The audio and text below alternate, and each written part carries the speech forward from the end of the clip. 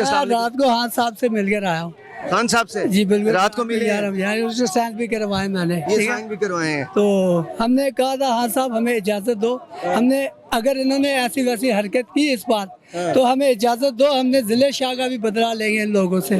तो हाँ साहब ने कहा नहीं हम ये नहीं करेंगे, क्योंकि ये इलेक्शन से भाग रहे हैं। ये यही चाहते हैं कि इस तरह की कोई बात हो और हम इलेक्शन से किसी तरह इलेक्शन मुलतवी कर दें। और उन्होंने हमें सख्ती से कहा है कि ऐसा कोई काम नहीं करना कि जिससे ये हम इनको भागने नहीं दें, हम इनको मारेंगे। खान साहब ने आपको कहा कि कोई ऐसा काम नहीं करना और आपने अमन से रहना है। अगर कोई आपके ऊपर लाठीचार्ज भी करेगा आप साइड पे हो जाओ, आपने किसी से कोई झगड़ा नहीं करना। हम जो जिस शख्स ने ये जो किया ना ग्लू बटन उन्होंने छोड़ा, कहता मुझे सब पता है, मैं जब इक़्तिदार में आऊँगा इन सब की मैं क्लास लूँगा और ऐसी क्लास लूँगा कि ये आने वाली नस्लें भी इनकी याद करेंगी कि हमने कभी ऐसी हरकत, ना ऐसा आर्डर मानना है किसी का, ना ऐसी हरकत कर दिया।